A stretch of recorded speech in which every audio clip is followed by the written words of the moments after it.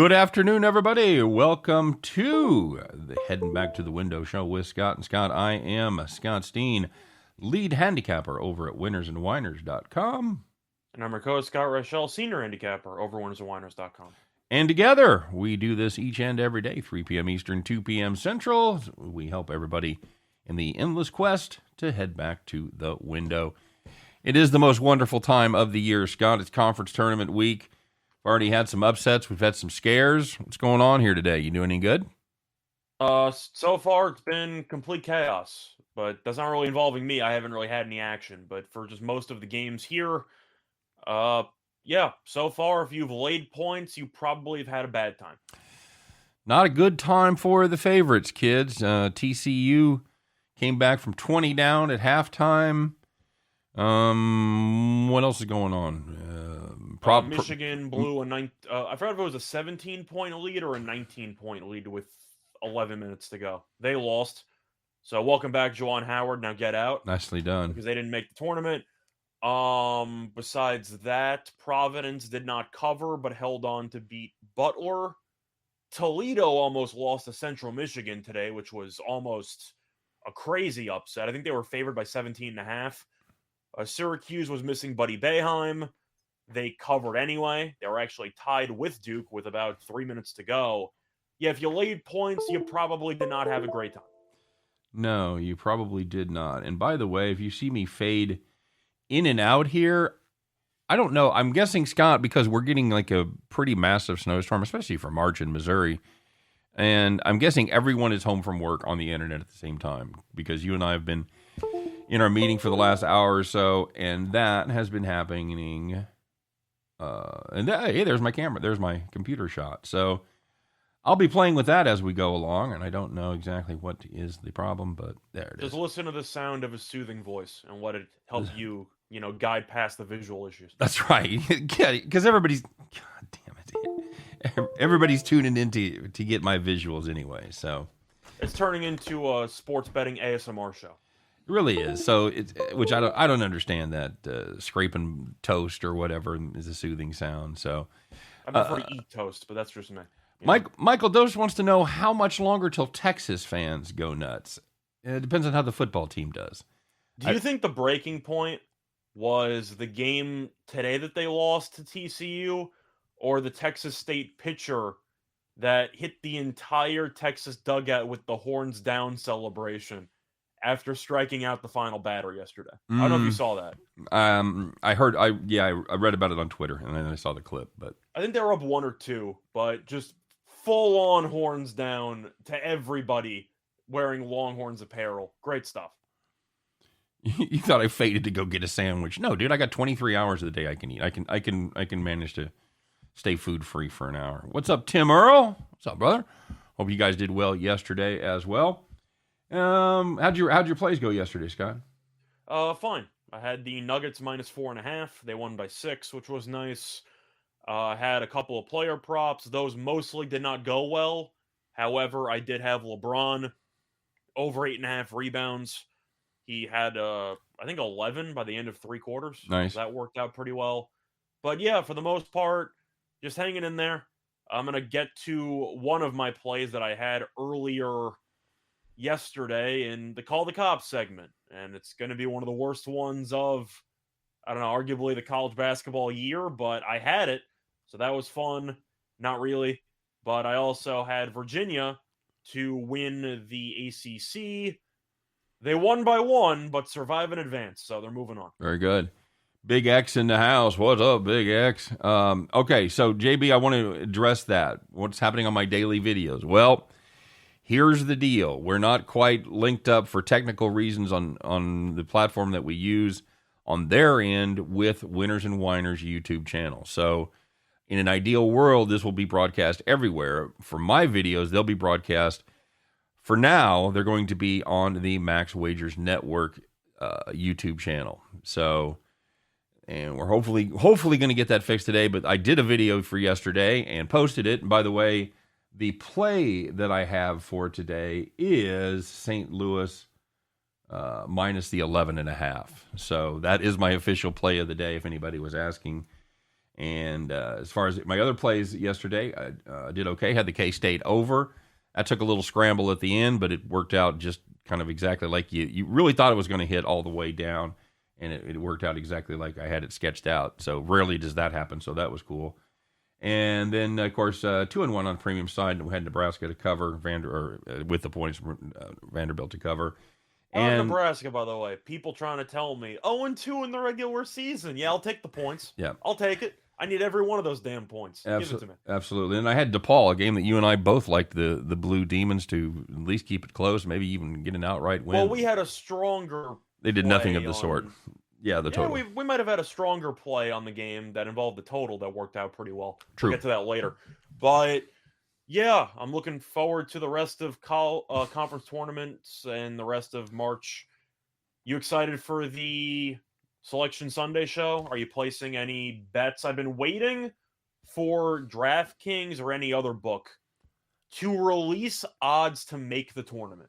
Yep. Because usually you see a couple. Free money. I really have not seen any this year, which has kind of annoyed me. Yes, I agreed. But by the way, I want to give a shout out to Tim Earl because we talked about college baseball a little bit. This cat is an absolute stud. So if you can find Tim, and I know he does guest appearances on a lot of shows here at the Max Wagers Network. We want to have him on too as college baseball gets into full swing because that may be our only baseball to bet on for a while, Scott. So according to today, as we've heard for the past couple of weeks, things are trending towards optimism, and then nothing happens. Right. So it's kind of the same story, different day. It seems like they're moving things along, but there is good news about Major League Baseball. To make up for some lost time, they are going to be doing double headers. Wait for it, with 9 innings instead of 7. Outstanding. So we might have full double headers this year. Outstanding. And a quick reminder, everybody. Congratulations for finding us. Do keep letting everybody know. Do keep sharing the news. And if you have Twitter accounts and social media, all that we're now part of the Max Wagers Network. We're excited about it. Merged up with a lot of cool people. We're going to do a lot of cross promotion, have people on each other's show, and it's a lot of fun. Sharp people. And I also want to again plug Chris King and his show Just Parlays that he does with Jim Williams every day. Yesterday, Scott. Wait for it. He had a 2-teamer, he had a 4-teamer, and he put out 19 random picks. 18 of them hit. 18 of them, Scott. 18 of 19. 18 of 19 on that weren't part of his parlays, I don't think. I think those were separate picks from the 6 plays that hit the parlay. And I know he came within 1 game of hitting a 6-teamer. I cannot express how good this is. This is, and you guys. Again, it's right there in video form every day. It's not bullshit. It's not like some rando you see on Twitter. Hey, I did this blah blah blah yesterday. Yeah, well, fuck, show me the receipts. Chris shows you receipts every day. For God's sakes, check out the show. Scott and I both talked about before the show, like, dude, we got to start playing his plays. Because also, you didn't even mention that he also went 5-0 on the Total Chaos show. Oh yeah. Well, I did forget to mention that. Yeah, so I'm saying he ended up going technically 23-1. I don't. Yeah, dude. Which is almost impossible. It's incredible. 1 is wild. It's incredible. Yeah, we did the Total Chaos show with Allie Burns, and we all picked 5 kind of random games. There was 2. They assigned us the games, right? And we gave our thoughts about. Chris went 5-0. Reichel went 3-2. I went 2-3. So I'll take the winning day. But the point is, apparently, I ran into Chris on the ultimate heater, and I don't think anyone was going to beat him. No, he's Gonzaga going through the field last year. Now, hopefully, he'll do better and run through the tape and not trip at the finish line. But still, you need to start stealing their picks. No shit, we're not going to steal them. We'll be playing them. I mean, I can watch the show. I mean that's an option too. You know, just because you follow our picks doesn't mean that you don't have to watch the other shows. Like, there's a lot of good information from our network, and I do think that if you listen to almost every show, if not every show, you should be getting some good tips. Worst case scenario. Yeah, I've been impressed with everybody I've seen. I know that there's quality on our end, and I know everybody that I've seen over there. Every show that I've watched, everybody that's been on our show has been very, very good. So Tim says 23-1 couldn't go 24-0. Fucking hack. You hack. What are you doing, Chris? Good God. Call me when you're good. So there we go. Live bet dumb comebacks today. That's my advice today. Good Yeah, wait till they're down 25. You know, the more they're down, the bigger the payout is. That's right. That's right. So yeah, do you think the MLB? Yeah, we talked about that. They'll approve one of the proposals. Yeah, they here, Anthony. I'll tell you what. My opinion on that is the MLBPA is going to have to approve something from the owners. I don't think it's going to work the other way because I think that's going to see, no matter where they are, no matter how many things the owners or the players give back. I think that if the owners accept a player's proposal, that will appear to be weakness in their minds. Do you agree with that, Scott? Yes. The players are going to have to say yes. They're going to have to blink. Yeah, it seems like the owners have been conceding a little bit in some areas, like arbitration money. You've had some international discussion. You know, there has been stuff that's been discussed. But at the end of the day, the owners have more money than the players by a wide margin. So if you're missing a season, the players will be, I'd say, less likely to financially recover than the owners. Yeah.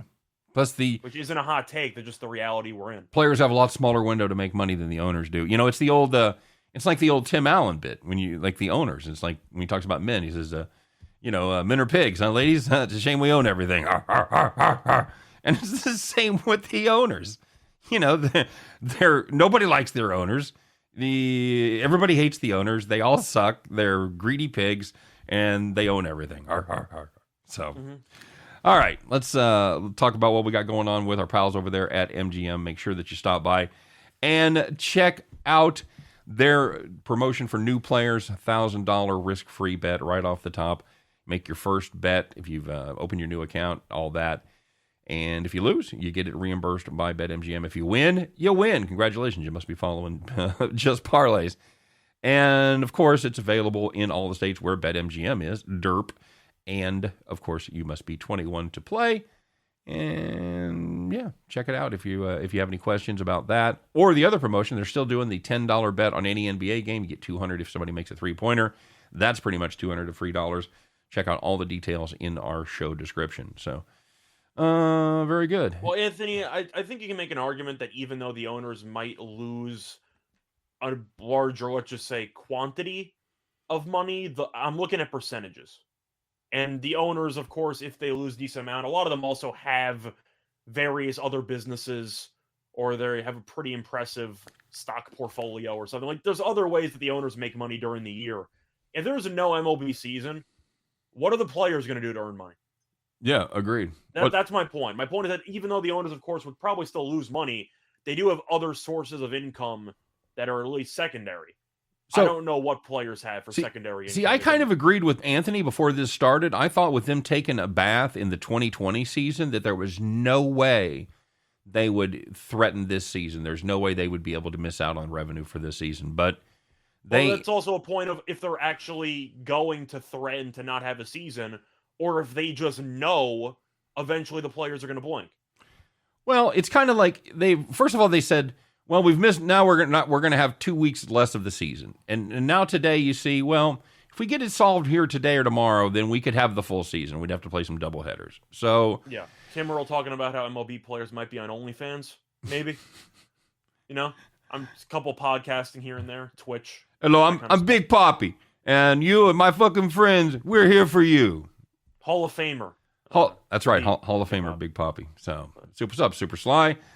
Scott, let's talk a little bit about what happened yesterday. We'll get to our segment here. As we do, we'll find out, you know the drill, who took it to the shorts, who took it to the bank, who are the winners, who are the whiners, who made those max wagers and got paid off. See how I tie it all in there? Yeah. Okay. Mm-hmm. I acknowledged it, I'll tell you that much. Oh, very good. All right, let's get ready. Man, get nothing here. Let's get ready for today's edition of Call the Cops.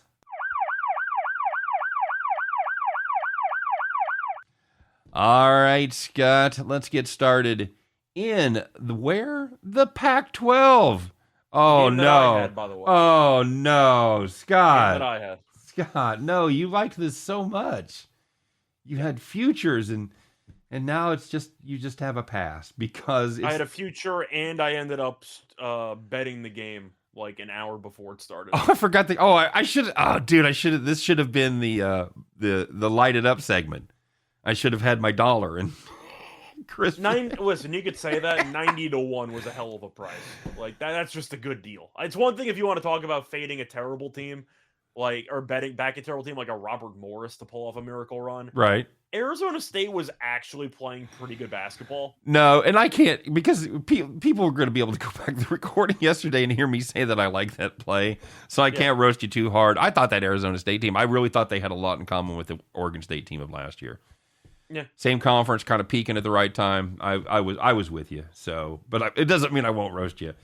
Anywho, Arizona State money line. Oh, like you say, so I got to read this, and Scott couldn't do it. Too close. I could, but they're going up against Stanford. They led by 14 with 2:46 left. Scott's breaking his arm, pat himself on the back.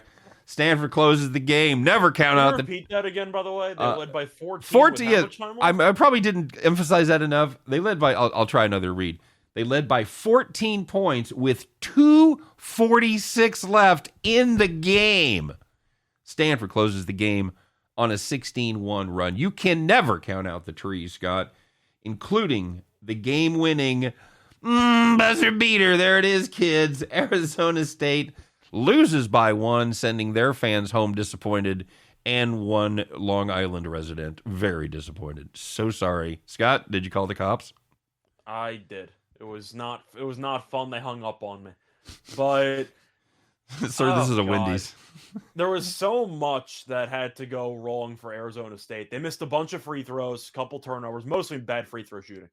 But Arizona State not only just completely shut it down on both sides, Stanford's driving in for the game-winning shot.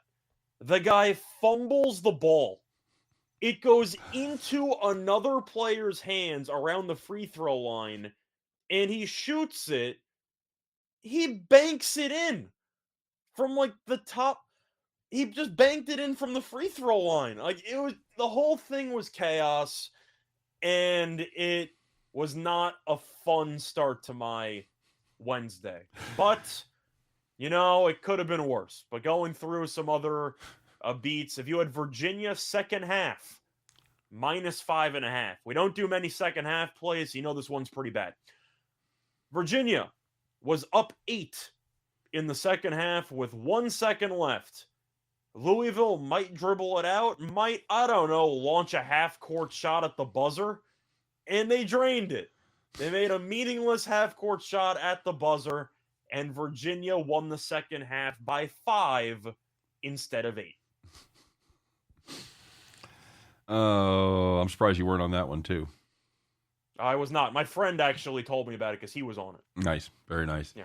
All right. Finally, if you had the Capitals Oilers under 6.5, here we go. Oilers led 3-2 in the final minute. Scott, what are the Capitals doing? Apparently scoring with 2 seconds left. Pulling that goalie, buddy. Pulling the goalie. Boy, nothing good ever happens when you start pulling the goalie. But you can actually afford an empty net goal because they're, you can actually afford that because they're only at 5. Yeah, but if they score, right, they can go. You can survive. They can get one potential. They can get the empty netter, but they couldn't survive the power play equalizer because they tied it up with 2 seconds left. Thank you very much. The game landed 7 after overtime. Probably didn't need to tell you that part, but the important part is it didn't land under 6.5. And if you were playing a little hockey last night, got to call the cops. Also a pretty brutal officiating job in that game where they missed a potential hook there late, which was an obvious hook that went uncalled. But I still can't believe that Arizona State completely just punted the damn game. Like, I just can't, man. I mean, the biggest choke job I've ever seen in college basketball is easily Northern Iowa. That's not even close. Against Texas A&M in the tournament a couple years ago.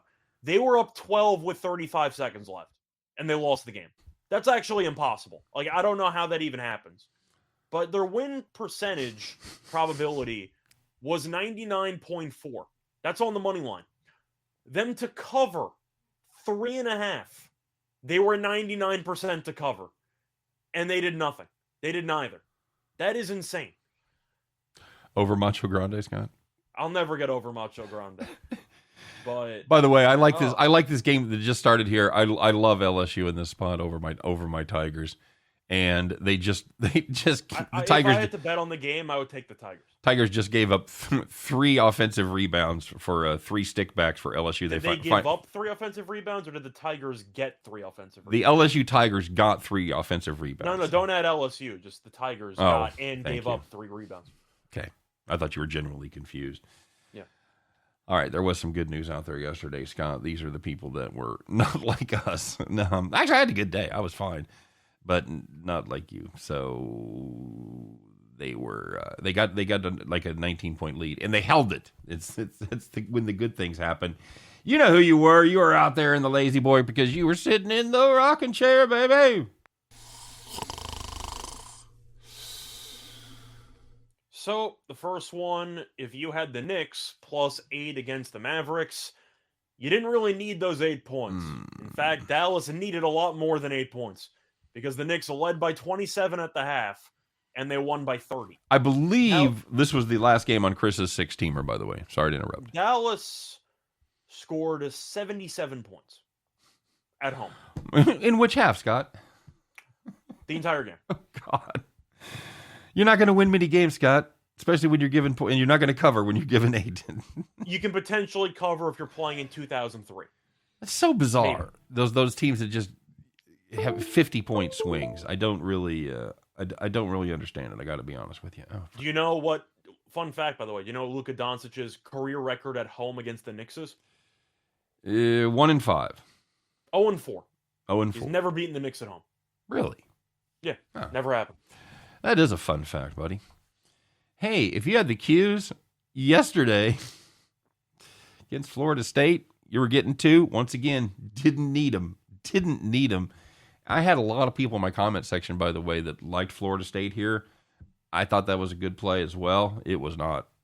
Syracuse led by 23 at halftime, and they won by 39, Scott. And most important thing to happen in that game, probably the Buddy Boeheim punch, right? We're probably going to mention that for tomorrow. Yep. But yes, I think we got to do a bit of a deep dive on that one. Fair enough. And the last one, if you had Vanderbilt, minus 8.5, Chris did, against Georgia, led by 21 at the half, and they won by 35. Is it safe to say the Tom Crean experiment has failed? Yes. Yes, I don't believe... I believe Georgia could have taken an average to slightly below average season. I don't believe they could take the laughingstock season and not having to. Yeah, this was a full punch job. Do something about it. So, all right, very good. We have breaking news though. What you got, buddy? We have a baseball season. Oh, did they settle it? They have tentatively agreed to a labor deal. Okay, good deal. So it seems like as of right now, we got something in place. Hey, you know what's most important about that? You and I are going to have a job for 6 months. So I was going to say you can bet the Royals team total over or win total over. Yeah, let's see it. Let's see it, buddy. 71.5. Actually, I was going to say it's even better. You can bet the Royals in spring training. That's your real win. You bet the Royals win total over 72.5, and you bet on them to win the Arizona League or whatever they go, the Cactus League. It's either cactus or grapefruit. Well, grapefruit's the one out in Florida. Although those are still the names, right? What's that? Yeah. A funny story. I will tell you this. I went to Arizona a couple years back to see the Royals in spring training. We stayed in an Airbnb that had a grapefruit tree in the backyard. Okay. I don't really like grapefruit as a rule. It's not like my go-to. But I would get up every morning and go have a fucking grapefruit outside on the in the patio. It was beautiful, because it sounds nice. It's Arizona in March, so it's like 75 degrees. Yeah. But yeah, it was fantastic. It was fresh grapefruit. You pick it off the tree. She had a thing. It was like you pick it, you bring it down, you go, fuck yeah, it's a grapefruit. So anyway, Anthony, I got bad news for you. The Hurricanes have no opponent tonight for the ACC tournament because they're playing Boston College right now. No. Oh. So there you go. This is the time of year where I always I'm looking through the games and I find one oh fuck, I really like that game, and then you realize, what's going on, and yeah, that's already 10 minutes into the first yeah, exactly half. right. It started half an hour ago. UNC -4. I know Scott. We got to need to catch up on because I'm just looking. I'm looking up live. David Good has an orange tree. Well, I mean, baseball is going to be the biggest news of the day. I mean that's kind of the story because people were just waiting for baseball to come back, and now you got a free agency frenzy because apparently you can resume free agency tonight. So you might see a bunch of people start signing immediately. Very good. Well, I'll ask you, what do you think about the North Carolina game? I was going to say, you hate this team. You hate this team. I root for North Carolina. With a white-hot passion. But they beat Duke. I didn't think they were going to beat Duke. Nobody thought they were going to beat Duke. Good for them. I'm happy about that. But Virginia should get killed on the glass. They are not a good rebounding team. North Carolina has a bunch of big men. They should dominate the glass. However, North Carolina's guards are extremely streaky, and their shot selection is pretty atrocious. Plus, North Carolina, not exactly the greatest free throw shooting team. Virginia's a team that will always bore the crap out of you every time they play. And yet Tony Bennett always finds ways to make runs in the ACC tournament. I don't know what it is, but his teams always make things a bit weird in March. On the other hand, I have a Virginia ticket to win the conference, so they're guaranteed to lose in heartbreaking fashion. However, in heartbreaking fashion, that usually means you cover 4. I'm actually going to lean to Virginia. I am curious if North Carolina is still a bit hungover from beating their arch rival in their head coach's final career home game. I am wondering if you think they might be a little bit full of themselves going in. I think it's possible. I'll take Virginia there too. The Tony Bennett magic. He seems to get it rolling every March, man. I'm okay with that. Tim Earl said his brother had North Carolina at plus 525. Outstanding. Nice. You know who else I'm happy for is anybody that had to pay like an incredibly inflated price if you're a North Carolina fan to go see that game. If you're an alumni or whatever, you taking your wife, whatever. You had to pay way too much money because of fucking Krzyzewski's I believe we said game. The most expensive ticket was about $80,000. Yeah, so I feel bad for any the Duke people that had to pay that. I can't stop laughing. I'm not. Chris, it's a 10-teamer for $100K. You could only buy one seat. God, that's brutal. Before the game, Anthony, the thing you got to remember is that since we do the show every day at around 3 Eastern time, we don't know most of the matchups for the conference tournament until the night of, and by the time that I'd say maybe half of the tournament games start, we aren't on air yet. Yeah. So we didn't cover the Miami-Boston College game. That'll get better because as the fields narrow, the times get later. You don't have 11 o'clock games for the semis, Yeah. So hopefully it's just this first couple of days where they play the early morning games. But we couldn't really cover Miami-Boston College when Boston College still had to beat Wake Forest. Right. And we just didn't have a line or anything like that. Yep. Kent State. Bruce, I picked to win the conference. Bruce is asking you picked him to win the conference or the conference tournament? Conference tournament. I said with I think a week or two before the tournament started, I said I think they're going to win the conference tournament, just because they've been playing really well. Toledo, as we saw today against Central Michigan, they won, but holy crap, they beat Central Michigan by 1 point. Toledo is a very inconsistent team. We saw them lose to Ball State. They tend to always choke away a golden opportunity in the conference tournament. Kent State just seems like a well-oiled machine right now. Mm-hmm. And I still can't get over the defensive performance against Ohio. We know Ohio's an awful road team. Yep.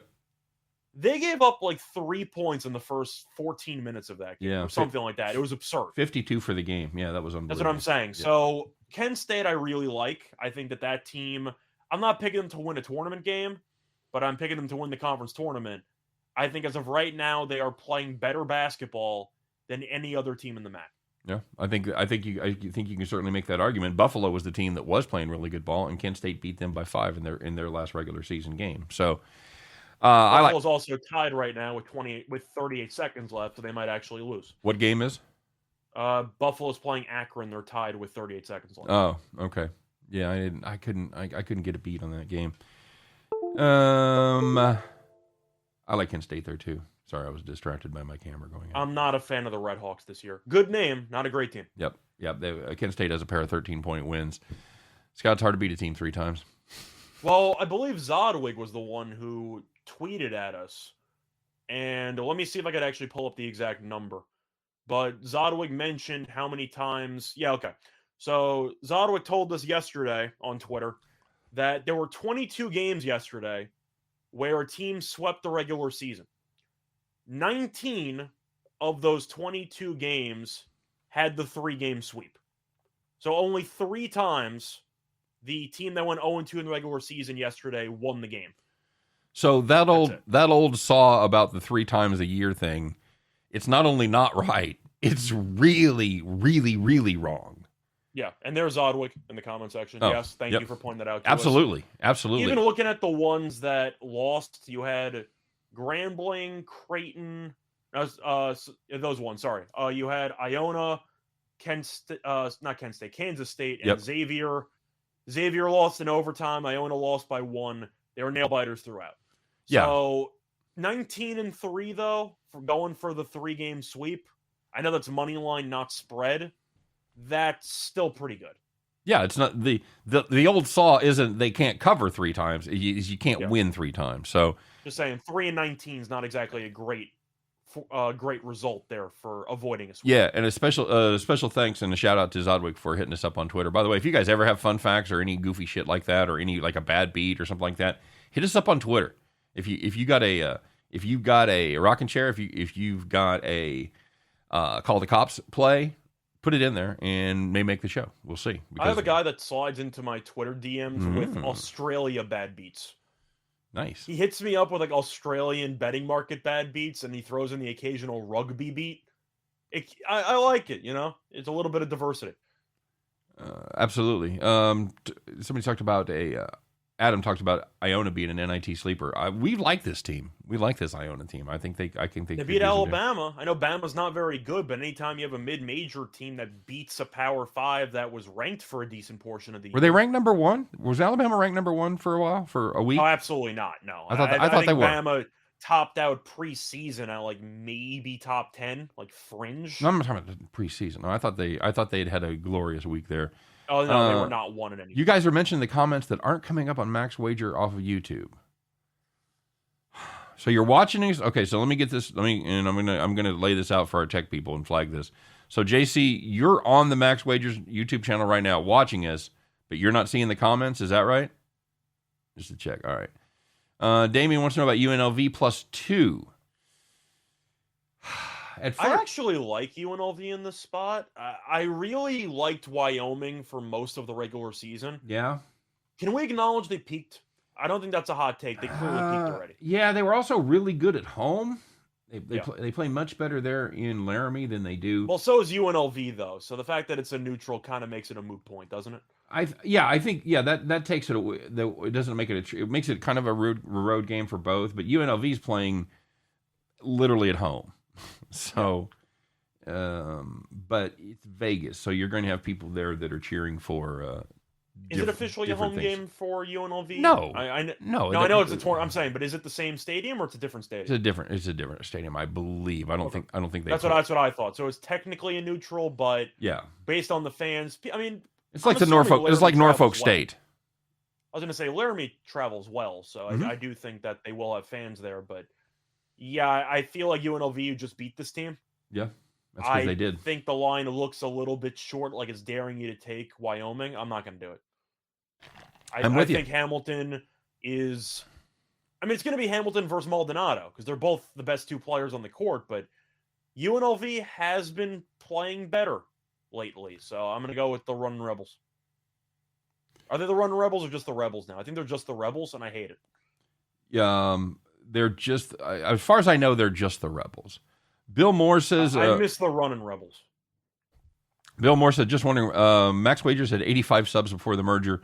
Y'all had over 12,000 subs. Doesn't make sense. Well, The thing about it is max wagers really wasn't much of a thing before the mergers. We're kind of trying to take that brand and expand it. So hopefully we'll have 12,000 subs pretty soon on the Max Wagers YouTube channel. Yeah, and for the record, it actually will be in UNLV's home arena. Oh, they do play in the big one. They do It's play in their Thomas home. and Mack. It's in Thomas and Mack Center. Okay. I thought you have UNLV in their normal arena. I thought they played. played I'm it. gonna take them plus the points. I thought they had like a funky new arena in Vegas where they played. I was kind of hoping they would play it like T-Mobile. Yeah, that's what I was thinking. You heard Chris King was 5-0 on Total Chaos. That's all lies, Bill. All lies. That's how rumors get started. Yeah, no, Chris was great. Chris was 5-0 on Total Chaos, and not to mention, I already mentioned before, he went 18-1 on his personal plays and the 5-0 on Chaos. I mean, you don't want to get having an all-time day right there. You don't want to get in front of the King train. That's what we're saying right now. Bill Moore says, I'm having the same problem with comments. Okay, so I was having trouble with the comment section yesterday too. Try logging out and try logging out or update YouTube. There's something in the settings. I'm not sure what it is. Correct. Okay, some comments you're mentioning aren't showing up. Okay, thanks, We're gonna guys. have to tweak something, technically speaking, but to be honest, I actually don't exactly have access to all that at this point. Right. So something's gonna have to happen behind closed doors. Yep, a lot of people commenting Thomas and Mack is their home court. So cool, very good. What about the under 126? And we will talk about it. We're going to talk about that North Texas game later. We're going to get that one. Iowa has 91 with 10 minutes left. Yeah, very good. And Northwestern beat Nebraska. They won a conference tournament game. Now you can go home. And I still like that Iowa team. Yeah, I know they choked against Illinois in the final regular season game, which was important because Wisconsin would have won solo possession of the conference regular season title before they choked. I think Iowa might be, I don't want to say my favorite Big Ten team this year, but I find them the most tolerable. I actually like their roster. Okay. Are you with me on that? I like Murray a lot. I think Keegan's very good. Yeah. Bohannon's been there for 40 years, so he's still pretty good. They got coach's son McCaffrey, who's pretty good. I like him a lot better without Luka. Yeah, Garza. Yeah, that's I do think that Iowa, though, if I was picking one team and you asked me odds, which team in the Big Ten would make the furthest NCAA tournament run, I would be intrigued by what Iowa's price would be. Let's put it that way. Yeah, I agree. Iowa capable of deep run, absolutely, Lawrence. No question about it. They are good.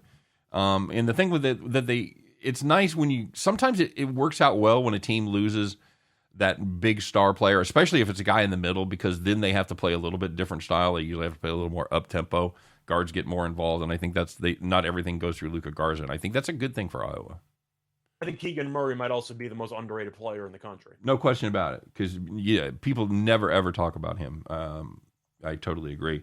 Notre Dame catching one in a hook tonight, Scott.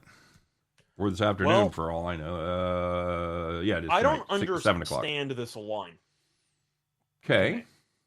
Because Notre Dame had the bye yesterday. They didn't play. Right. So they were better in the regular season and conference play, right? Correct. Virginia Tech needed a game-winning three-pointer basically at the buzzer. What a great game that was, by the way. Great game, but they beat Clemson in overtime.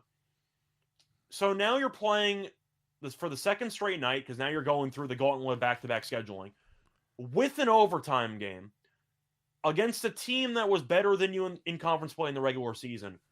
And Virginia Tech is favored by 1.5. Can you explain that to me? I cannot. I don't. The line seems so bad, it seems suspicious, although the thing about it is, you're saying that Virginia Tech should be favored in this game? What I'm saying is Notre Dame should be favored. I was going to say they should be favored by more. Well, I think what people are looking at is the two games they played earlier this year. No, I get that, but I think you would agree the spot itself for Virginia Tech, especially with an overtime loss, and you're against a team that had a bye yesterday. Yeah. You got to question some of the stamina of these Virginia Tech players, because anytime it's a back-to-back, it's going to be rough. A back-to-back with overtime? That's a lot to expect out of a group of players who played 45 minutes and are playing their first back-to-back of the entire season? Yep.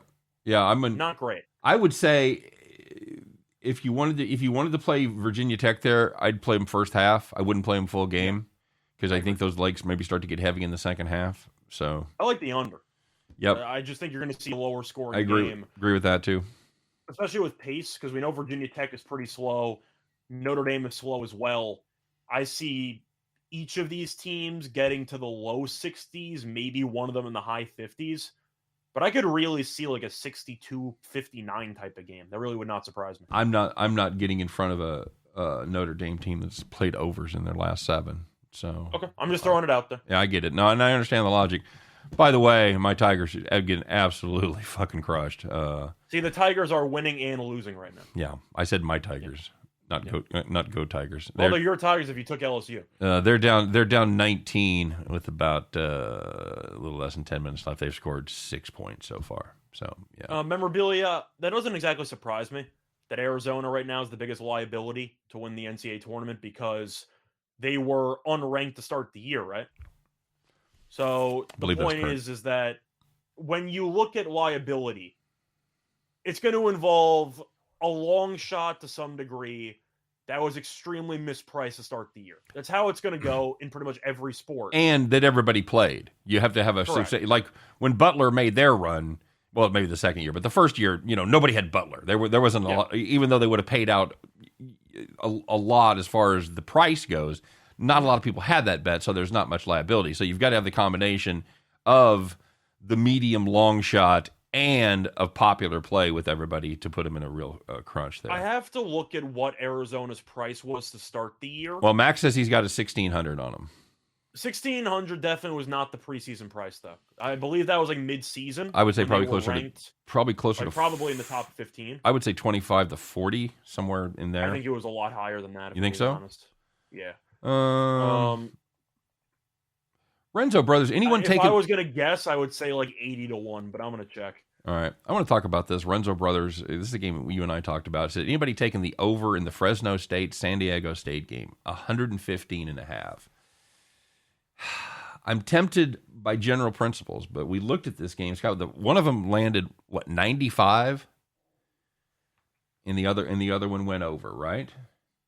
I believe so. Yes. I'm sorry. I know you're looking up something else. So let me check on that because you and I did look at that. Sorry, I'm looking up the preseason title odds for Arizona. Right. These teams. My God. They were 33 to 1. What did I say? I said 25 to 40. Okay. Yeah, I'm way off. I thought it'd be like 80, but no, they were 33 to 1. All right. So this team. Okay, these teams played 105. Sorry, I said 95. 105 and 129 this season. The thing is, and something we're going to talk about here in a minute, they don't let the other team get very many shots off. And I think that's an underrated stat. It's something that I look at a lot when I'm betting totals, because it doesn't really matter what your percentage is or how well you're playing if you can't get shots off. So I look for teams, good God, LSU just can't miss. I look for teams that don't allow the other team to get a lot of shots off. Of course, well, I'm playing unders, of course, playing overs. And that's obviously the hidden language behind looking at pace numbers. It's not a matter of how much time are they automatically going to take off the clock because of the idea that you might not get great shots. The point is, if you limit the number of shot attempts for both teams, right, then it takes a lot better shooting to beat you. Yep, it does. JB points out that 129 was in overtime. That's right. That was just like a week ago. I forgot about that. That was in overtime. So, if you actually want a bit of a hot take on that game, sure. I don't mind. You should never bet it because the odds are never going to be reflective. I actually think that game's going to go to overtime. That's my bold call. I think the San Diego State Fresno State game tonight goes to overtime. Well, mathematically, low-scoring games have a better chance of landing overtime than a high-scoring game, right? But mathematically speaking, if you're going to set the overtime odds at like 13 to 1 on any given game, you're basically getting robbed in broad daylight. I mean, would you agree with that? Yeah, absolutely. Yeah. So the only one conference tourney winner has won the tournament in the last 8 years. If I had to guess, I would say it was Virginia. Yeah, that seems reasonable. It'll go over tonight, says Paulie. At 115.5, I almost want to take the over just on general principles, but I've watched both of these teams play a lot this season.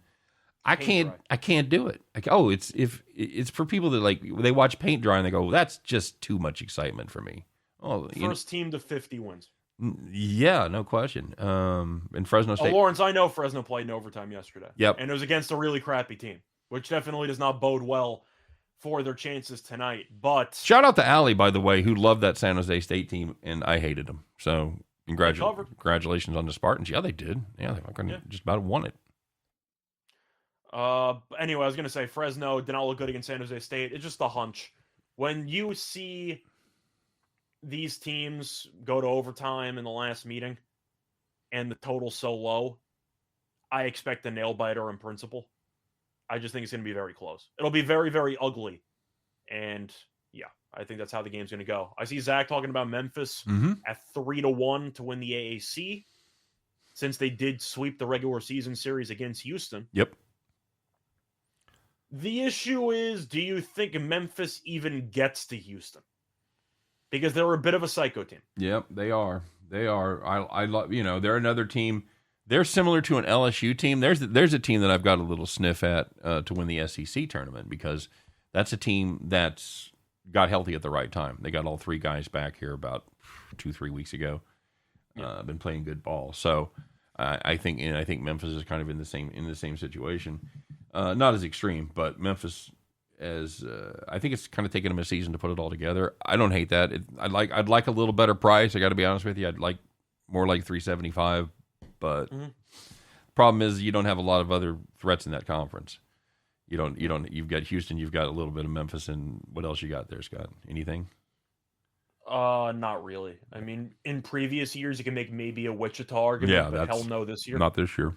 Cincinnati, too. Mm-hmm. Yep, same thing. No. Cincinnati defense has gone to shit. You could always count on the Bearcats to play defense. Maybe SMU, but I'll believe it when I see it. Is that fair? Yeah. Yeah, that's another psycho team that they have a good win. They had a big, they had a beatdown over Houston, right? And it was pretty much the highlight of their season. They won at home against Houston, but right. They're a good team. I still like Houston more than any of the other ones, but Arizona, it says Arizona messing around with Stanford. Stanford up late in the first half. I hate conference tournament betting. It's a good time to find those dogs, man. It is. The favorites have. Oh God, Missouri's down 30-8. I told you, dude. You said it was bad. I didn't realize it was down 22. Yeah. In 12 I minutes. think it was that's really bad. I think it was 25-6 when I said that. So. Oh God. Yeah. And I did tell you as that game kicked off, I really liked LSU there. So I see West Virginia has 4 points in the first 10 minutes. Outstanding. God damn, that's the game I needed out of them yesterday. Both of my teams got nothing going in the postseason. Nothing. No NIT. No season. Missouri won a game. Well, that's what I'm saying. But this is it. We're done. Yeah. Yeah, but they won something. Maybe you'll switch coaches. Oh, okay. Thanks, buddy. No problem. Got to stay positive. Line was -180 yesterday. Today -264. And that's probably the overtime part. Except that's why the Virginia Tech thing confuses me. I don't hate I don't hate Fresno there at a decent price. That's anytime you play defense like that, you have the best player on the floor. Yeah, that's also true. Unfortunately, San Diego has numbers 2 through 5. So yeah. Have I missed any games? I'm sure I have. By the way, people keep talking about the Arizona-Stanford game, and I said it before, but I will repeat it. I think Arizona's a good team. I'm not picking them to win the title. They're a team to me that relies so heavily on their talent that their shot selection at times is so mind-numbingly awful. What does that mean? They rely on their talent. It means that they think that they can make any given shot on the court, so they will settle for really awful contested jumpers with 20 on the shot clock. Okay. All right. That's just a weird way. Everybody on their team guard-wise... They use their talent! I'm saying that it seems like at times they press offensively because they have so much talent. Right. Instead of just running good quality offense. Yeah, and we see that's kind of the concern that I have with this team. Okay. My God, Missouri just airballed their second three-pointer. Damien said the first half was 53.5 on that. See, JB, I'm not even watching the game. and you're telling me they're just rushing, taking a bunch of terrible jumpers. I've seen it. Like, I'm not making it up. It sounds really dumb, but I'm telling you it's the case. They're going to lose in the tournament because they're going to take a bunch of really bad jump shots, and they're going to fall behind early, and they're not going to be able to come back. Shoot or shoot. Shoot or shoot, Scott. And Memorabilia is also preaching to the choir. He does not like the Pac-12 as a whole. Yep. I wonder who started that idea. I don't know. Probably somebody that's not you, but I know you'll take credit for it. I've been so anti-Pac-12 for football and... I was going to say, in fairness, you got started in football season, so you really did get a jump on the I hate the Pac-12 crowd because you were talking about it back in like July when we were doing our preseason stuff. So Utah did grow on me, though. Yeah, they were a fun team. They were fun. They got hot at the right. Well, they made us money, so we're always going to have a soft spot in our heart for teams that go out there and get it done for it. UCLA was supposed to be badass with all. Yeah, dude, that's what Memorabilia is saying, and that's what you also got to remember though, because UCLA barely got in. Yeah, they were a first 4 in team, so even though they barely got past Michigan State. Well, correct in that play-in game. They barely got past. I forgot they lost to Oregon State in the conference title game. I mean, in the first round of the conference tournament. What?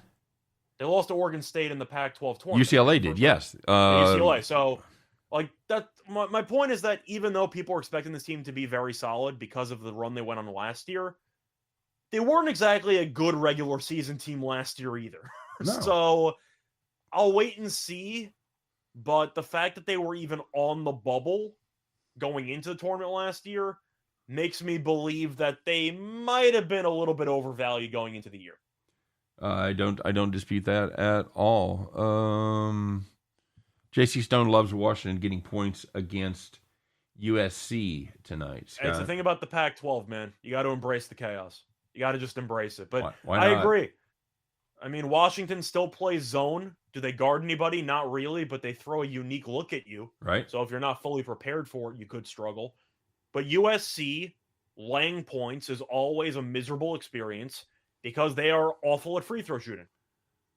And if you're not going to capitalize when you get to the line, you might win a game by 5. But when you need to win by 7 and you don't, then usually comes back to bad free throw shooting. And for this game, they're favored by 6.5. To my point, they go to the line, up 5 seconds to go.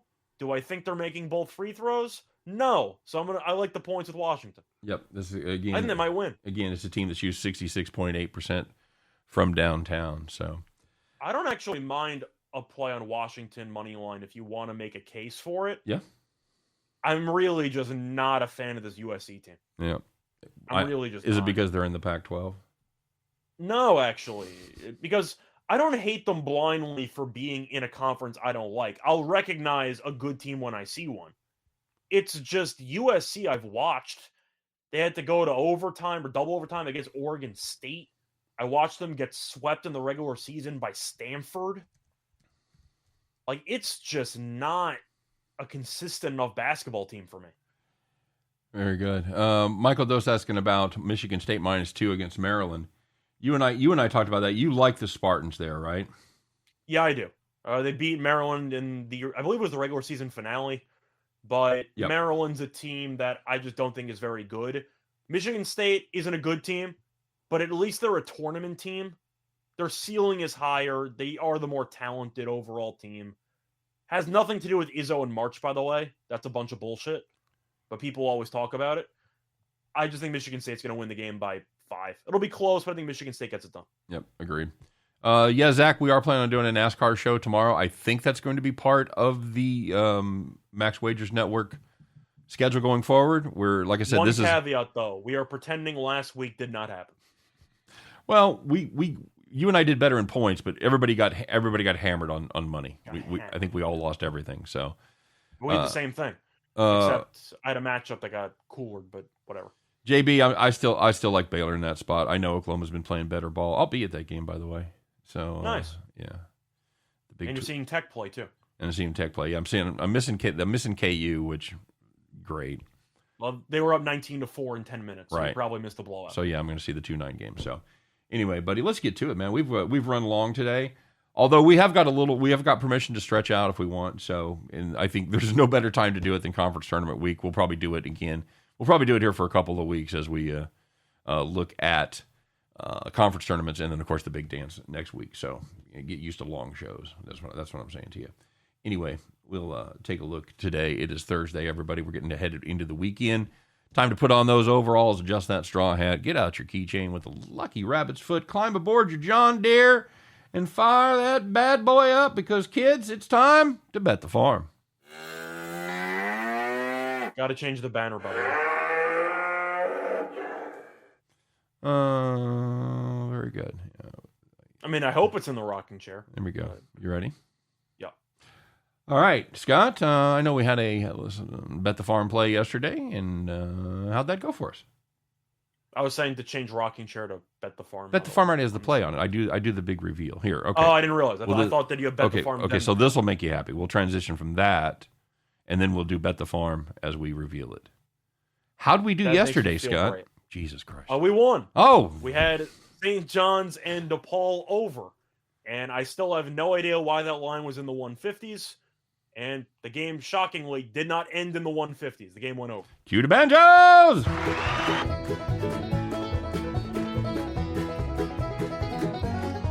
Yeehaw. Yeah. Play the applause one more time. Yeah, there you go. There we go. Good job, everybody. Yeah, Good job. thank you. I fat-fingered them together. I might keep those together.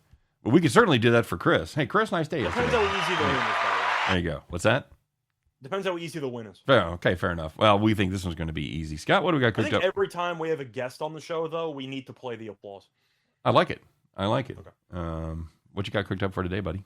So for this one, we're going to go back to a game we said we are going to get back to later on the show between Rice and North Texas.